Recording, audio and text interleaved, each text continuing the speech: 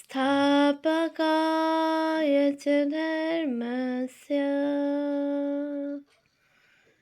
सर्वधर्म स्वरूपिणे अवतारवरिष्ठाय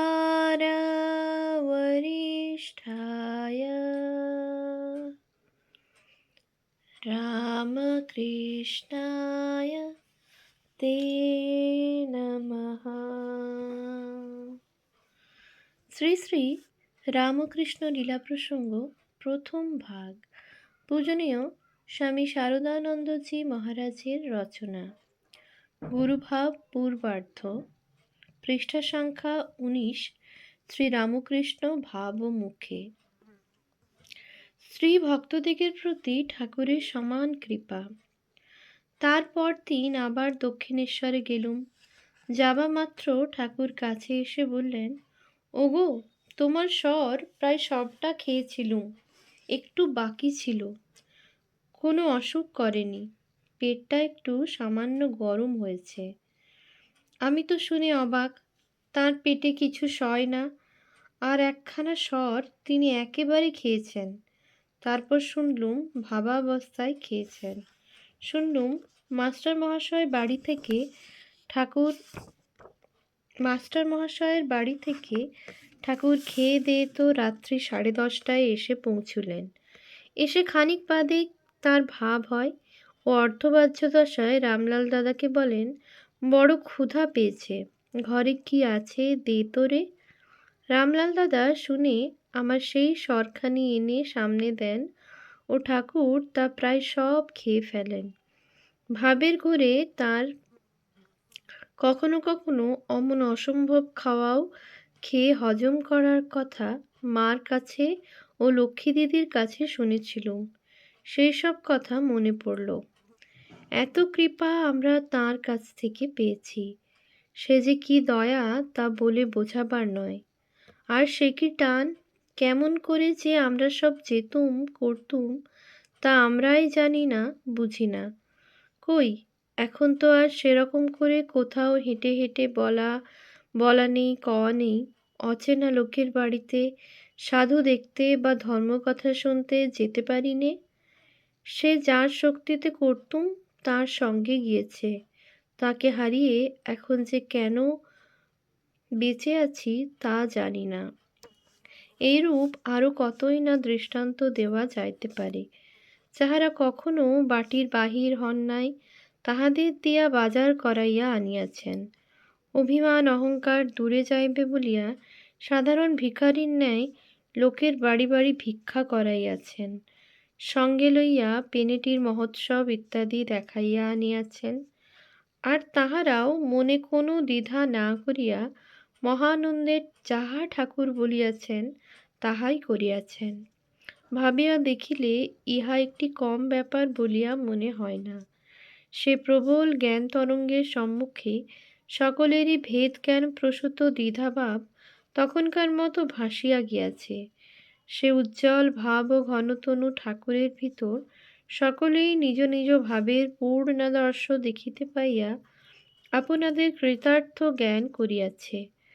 পুরুষ পুরুষত্বের পূর্ণ বিকাশ দেখিয়া নতশির হইয়াছে। স্ত্রী স্ত্রীজনসুলভ সকল ভাবের বিকাশ তাহাতে দেখিতে পাইয়া নিঃসংকোচে তাহাকে আপনার হইতেও আপনার জ্ঞান করিয়াছে। ঠাকুরের স্ত্রীসুলভ হাবভাবের অনুকরণ। স্ত্রীজাতিসুলভ হাবভাবাদি ঠাকুর কখনো কখনো আমাদের সাক্ষাতে নকল করিতেন। উহা এত ঠিক হইত যে আমরা অবাক হইতাম।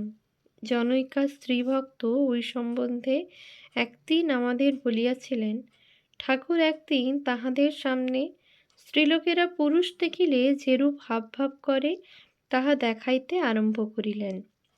সে মাথায় কাপড় টানা, কানের পাশে চুল সরিয়ে দেওয়া, বুকে কাপড় টানা, ঢং করে নানারূপ কথা কওয়া একেবারে হুবহু ঠিক।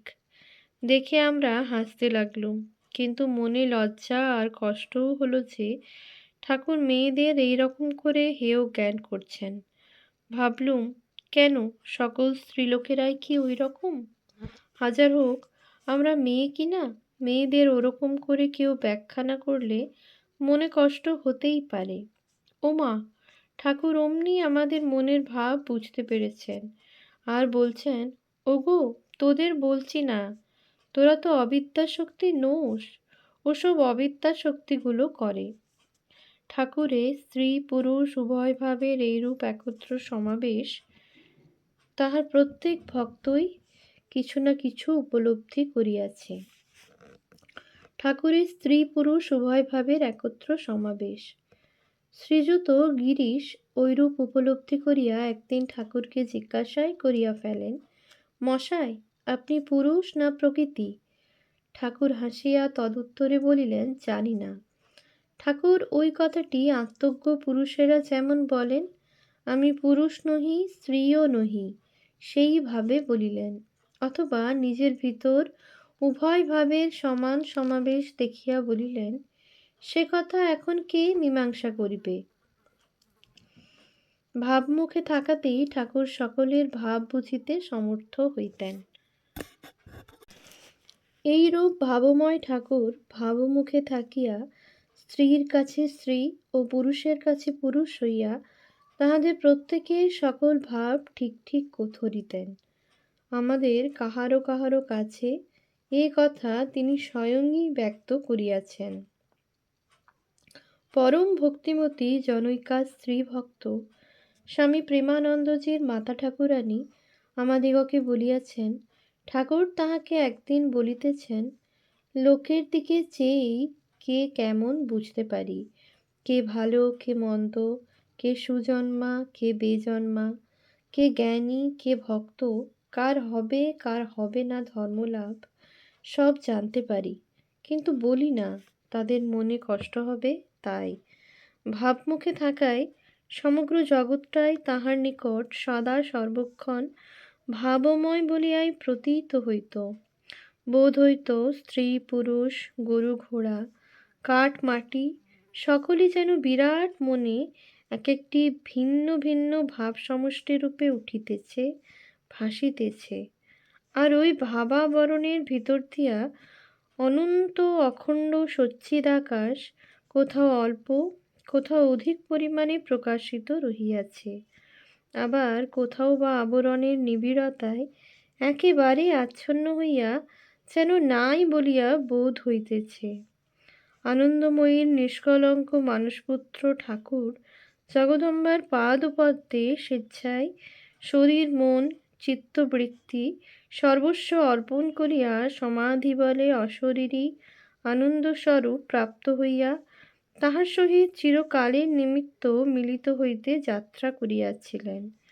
কিন্তু তথায় পৌঁছিয়া জগন্মাতার অন্যরূপ ইচ্ছা জানিতে পারিলেন এবং তাহারই আজ্ঞা শিরোধার্য করিয়া দ্বৈতাদ্বৈত বিবর্জিত অনির্বচনীয় অবস্থায় লীন আপনার মনকে জোর করিয়া আবার বিদ্যার আবরণে আবরিত করিয়া নিয়ত মার আদেশ পালন করিতে থাকিলেন।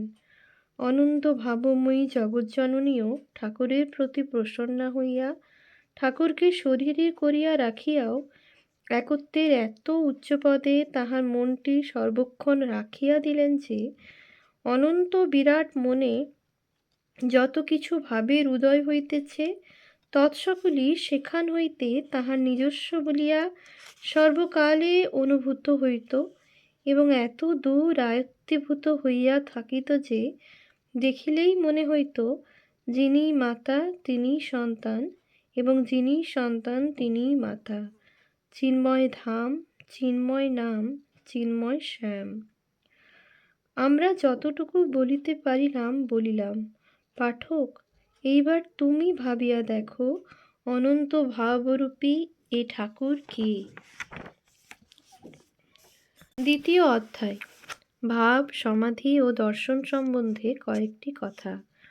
সর্বগুহ্যতমং ভূয়ঃ শৃণু মে পরমং বচঃ ইষ্টহাসি মে দৃঢ়মিতি তত বক্ষ্যামি তে হিতম। গীতা 18/64। ঠাকুরের আবির্ভাব বা প্রকাশের পূর্বে কলিকাতায় শিক্ষিত বা অশিক্ষিত সকলেই যে ভাব সমাধি বা আধ্যাত্মিক রাজ্যের অপূর্ব দর্শন উপলব্ধিসমূহ সম্বন্ধে সম্পূর্ণ অজ্ঞ ছিল, এ কথা বলিলে অত্যুক্তি হইবে না।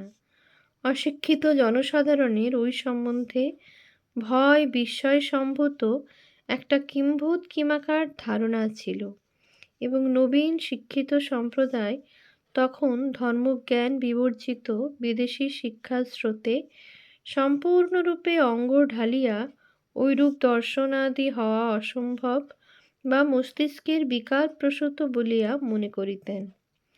আধ্যাত্মিক রাজ্যের ভাবসমাধি হইতে উৎপন্ন শারীরিক বিকারসমূহ তাহাদের নয়নে মূর্ছা ও শারীরিক রোগবিশেষ বলিয়াই প্রতিভাত হইত। বর্তমানকালে ওই অবস্থার অনেকটা পরিবর্তন হইলেও ভাব এবং সমাধি রহস্য যথাযথ বুঝিতে এখনও অতি অল্প লোকেই সক্ষম। আবার শ্রীরামকৃষ্ণদেবের ভাব ও মুখাবস্থা কিঞ্চিন্মাত্র বুঝিতে হইলে সমাধি তত্ত্ব সম্বন্ধে একটা মোটামুটি জ্ঞান থাকার নিতান্ত প্রয়োজন। সেজন্য ওই বিষয়েই কিছু কিছু আমরা এখন পাঠককে বুঝাইবার প্রয়াস পাইব। সমাধি মস্তিষ্ক বিকার নহে। সাধারণ মানবে যাহা উপলব্ধি করে না, তাহাকেই আমরা সচরাচর বিকার বলিয়া থাকি। ধর্মজগতের সূক্ষ্ম উপলব্ধিসমূহ কিন্তু কখনোই সাধারণ মানব মনের অনুভবের বিষয় হইতে পারে না। উহাতে শিক্ষা দীক্ষা ও নিরন্তর অভ্যাস আদির প্রয়োজন। ওই সকল অসাধারণ দর্শন ও অনুভব আদি সাধককে দিন দিন পবিত্র করে ও নিত্য নূতন বলে বলীয়ান এবং নব নব ভাবে পূর্ণ করিয়া ক্রমে চিরশান্তির অধিকারী করে। অতএব ওই সকল দর্শনাদিকে কি বিকার বলা যুক্তিসঙ্গত? বিকার মাত্রই যে মানবকে দুর্বল করে ও তাহার বুদ্ধিশুদ্ধি হ্রাস করে, এই কথা সকলকেই স্বীকার করিতে হইবে। ধর্মজগতের দর্শনানুভূতি সকলের ফল যখন উহার সম্পূর্ণ বিপরীত, তখন ওই সকলের কারণও সম্পূর্ণ বিপরীত বলিতে হইবে, এবং তজ্জন্য ওই সকলকে মস্তিষ্ক বিকার বা রোগ কখনো বলা চলে না। সমাধি দ্বারাই ধর্ম লাভ হয় ও চিরশান্তি পাওয়া যায়। বিশেষ বিশেষ ধর্মানুভূতি সকল ঐরূপ দর্শনাদি দ্বারাই চিরকাল অনুভূত হইয়া আসিয়াছে। তবে যতক্ষণ না মনের সকল বৃত্তি নিরুদ্ধ হইয়া মানব নির্বিকল্প অবস্থায় উপনীত ও অদ্বৈতভাবে অবস্থিত হয়, ততক্ষণ সে আধ্যাত্মিক জগতের চিরশান্তির অধিকারী হইতে পারে না। শ্রীরামকৃষ্ণদেব যেমন বলিতেন, একটি কাঁটা ফুটেছে, আর একটি কাঁটা দিয়ে পূর্বের সেই কাঁটাটা তুলে ফেলে দুটো কাঁটাই ফেলে দিতে হয়। শ্রী ভগবানকে ভুলিয়া এই জগৎরূপ বিকার উপস্থিত হইয়াছে। এই সকল নানা রূপ প্রসাদের অনুভবরূপ বিকার ধর্মজগতের পূর্বোক্ত দর্শনানুভাবাদির দ্বারা প্রতিহত হইয়া মানবকে ক্রমশ ওই অদ্বৈতানুভূতিতে উপস্থিত করে। তখন রস বৈ স এই ঋষিবাক্যের উপলব্ধি হইয়া মানব ধন্য হয়। ইহাই প্রণালী। ধর্মজগতের যত কিছু মত অনুভব দর্শনাদি সব ওই লক্ষ্যেই মানবকে অগ্রসর করে। শ্রীমদ্ বিবেকানন্দ স্বামীজি ওই সকল দর্শনাদিকে সাধক লক্ষ্যাভিমুখে কতদূর অগ্রসর হইল, তাহারই পরিচায়ক স্বরূপ milestones on the way to progress বলিয়া নির্দেশ করিতেন।